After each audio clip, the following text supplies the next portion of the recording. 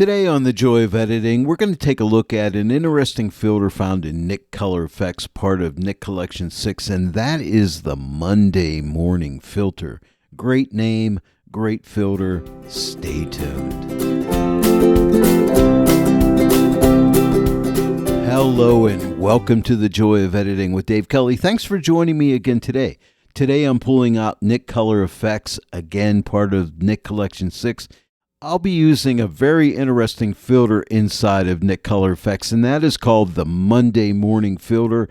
One that I don't think is used too often, but it is one of my favorites. So let's check it out.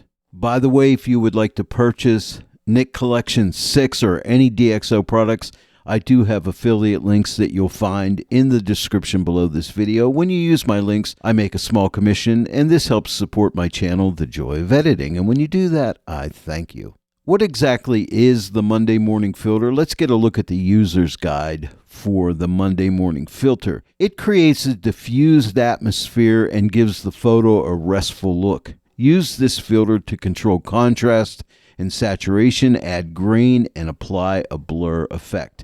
Now, the image on the left is before the Monday Morning Filter. The image on the right is after. As you can see, it's more subdued, has a bit of a nice blurry, ethereal look to it, which is what I really like about it. And as you can see down below here, we have different adjustments we can adjust. We have a color set, we have grain, we have a lightness adjustment, we have smear, color, shade, and highlights. Now, there is a misprint in this user's guide. Where you see lightness, it's really brightness, and where you see shade, it is really shadow. I just wanted to point that out. Let's check out the Monday Morning Filter. As you can see, I'm in Photoshop, and here is my background layer. I have my NIK Collection 6 palette right here. If you're not seeing yours, come up to File, go to Automate, and you will find it right here, NIK Collection 6 palette. Just click it, and your palette will open up onto your desktop. And then just look for NIK Color EFEX and give that a click, and we'll launch NIK Color EFEX. Now, you don't even have to duplicate your background layer. It does that for you, which is really cool. Now, the first thing I'm going to do is click on Convert to Smart Object. That'll make this filter a smart filter. That way I could always come back in here and readjust it later if I needed to.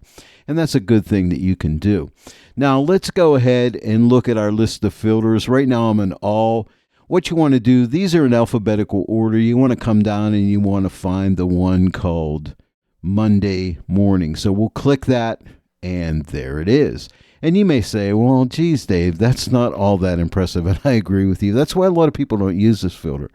But I will show you how to use it. Now, right here where it says Monday Morning, you have a check box. You can uncheck this and see the original image. Check it again, and now we can see the Monday Morning Filter applied. Here we have a color set, and if I click this, this is a drop-down. We have neutral, we have blue, green, sepia, and violet. Again, not very impressive, right? But we'll get to that later. Whoops, let me open this back up by clicking on it. And then you can add some grain, which can be a nice effect. Or sometimes if you're getting any banding, a little bit of grain can hide that banding if you're getting it. And then next up we have brightness. The user's guide calls this lightness. We have smear, we have color, we have shadows. The user guide calls this shade. That's a mistake. And we have highlights. And then we have an overall opacity slider. Okay, now let me show you my approach for adjusting this filter, and it's basically a formula. The first thing I like to do is come up to the histogram. Now you'll notice right here, you can click on this and show your clipped highlights. So we click that and see all these black areas. These are all clipped highlights. You can also show clipped shadows by clicking on this. I don't care about the shadows so much as the highlights, because if you clip highlights and make a print, no ink will go down on your paper on most printers when you clip your highlights. And then if you hold that print a certain way in the light, you'll notice that there is no ink down there on those clipped highlight areas, which looks kind of funky. So to me, that's a no-no to clip the highlights. So I like to check this on so we can see clipped highlights. We can see them right here. And then what I do is go to my highlights down here. And if you adjust this to the right, you can reduce those clipped highlights. So let's start to drag this to the right until those clipped highlights go away. And you'll notice I'm going to have to take this the whole way over to 100%. Even at 100%, there's a little bit of a clipped highlight right there. But then my next step is to go to brightness.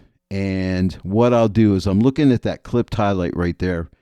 And I'll just take this brightness slider and back it off to the left a little bit, just till that clipped highlight goes away. Okay, and right there I'm good. And if we look at the histogram, you can see I'm not clipping the highlight.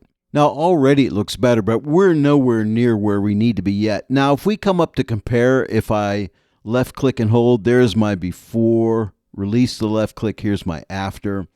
Okay, so pretty good. Next thing I do is look at the shadows. And if those shadows are too dark, I'll take this shadow slider and start to drag it to the right. And as I do, you see the midtones, if you watch the histogram, these tones here are shifting over towards the midtones, which they will start to lighten up. Notice that as I start to move this to the right. You see them moving over. So my midtones start to lighten up, but I'm also lightening up those shadows. So I use this to control like the shadow contrast, and so I'll find a point where I like it, and I'll also look at those midtones as well, and I think like right there is pretty good. And then I just keep working down the line on these adjustments, but I always start out with neutral. I'll get to the colors later. Okay, so the next adjustment is smear. Now this is one I generally do not touch. And basically what it does, if I start to drag this to the right, you see how the image looks more diffused. And I don't really like that look, but sometimes you may want to go with a look like that, depending on what kind of an image you're working on. But I like to keep it at the default setting of 30. And to set it back, just double click anywhere on this slider and it'll reset back to 30. So I keep that at 30%. Next up is color.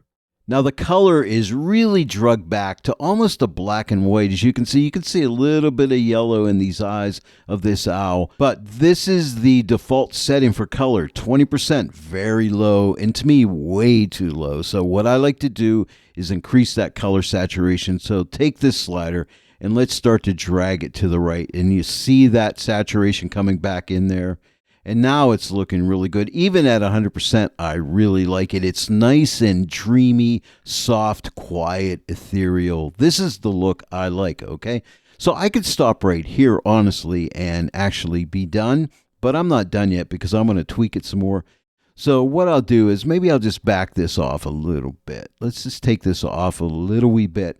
And now I'll study the image. And now I could come here and start to look at the contrast to the image. So now I may look at it and I'll be looking at the shadows, and I could come to the shadow slider, and maybe it's too contrasty, so I can take this shadow slider and drag it to the right a little bit and maybe get rid of some of that really dark contrast. Okay, maybe somewhere right around there. If I wanted to lighten up my highlights, I could pull back the highlight slider, but I'm good, I'm not clipping.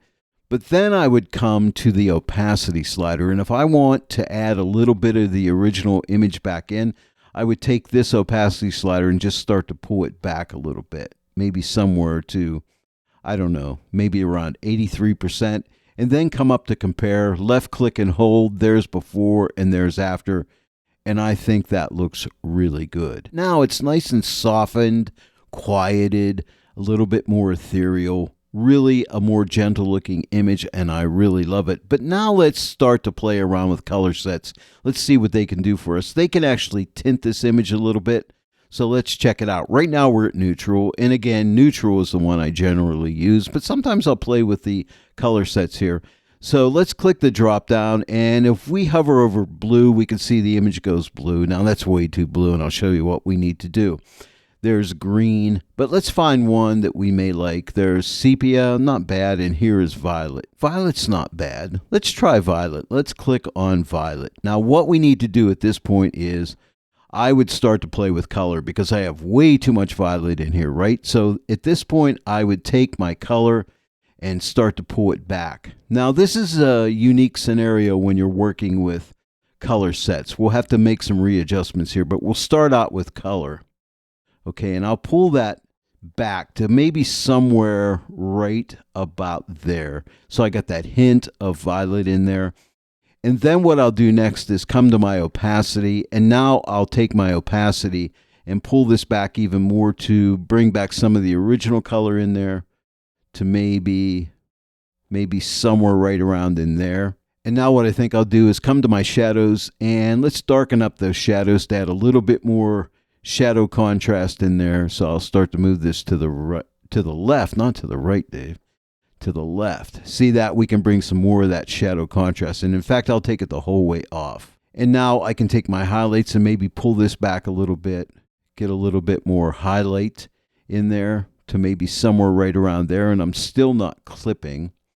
And then, of course, I could come to my brightness, and do I want to lighten it up? Actually, no. I think I want to slightly darken it a bit. I think that's good. And now I have that little bit of a violet tint in there. And then if I need more, I could take color and maybe move this a little bit more to the right. And see, it gets a little more of that violet in there. And that looks pretty good. And then I could come to the drop down and say, what does sepia look like? There's sepia. There's green, and there is blue. So there you go. And that's how I work with the colors there. But generally, I'm going to use neutral. So let's go back to neutral. I'm going to pull up my opacity back up to where I thought I had it. I think it was around like 80 some. And then I will reduce those shadows by dragging this shadow slider to the right, getting rid of some of that shadow in there. And maybe right about there looks really nice. And now we'll add a little bit more color back into it. Maybe something like right about there. And then we can work with the brightness. Do I need to lighten it up any? No, maybe darken it a little bit. Maybe right about there. So let's compare. Let me left click and hold. Here's before and here's after. And don't forget, you can click right here and you have a split screen so you can see before and after, which is nice. Or you can click this button here, and the top is the original, the bottom is the Monday morning filter, or if you click right here, you can see them side by side. So the right is the Monday morning filter, the left is the original, and I like it. I think it looks really good. Now, don't forget, I converted this to a smart object, so if I apply this, I can come back later and readjust and change things. Now, before I send this back into Photoshop, I just want to increase that shadow contrast. I'll move this slider to the left just a little bit more. I think to right there. So again, the left is the original, the right is the Monday morning filter. So it looks pretty nice. I do love this filter, and I hope that you give it a try. And if you've used it before, let me know in the comments section below. And if you haven't used it, let me know if you're planning on using it in the future. I'd really like to know.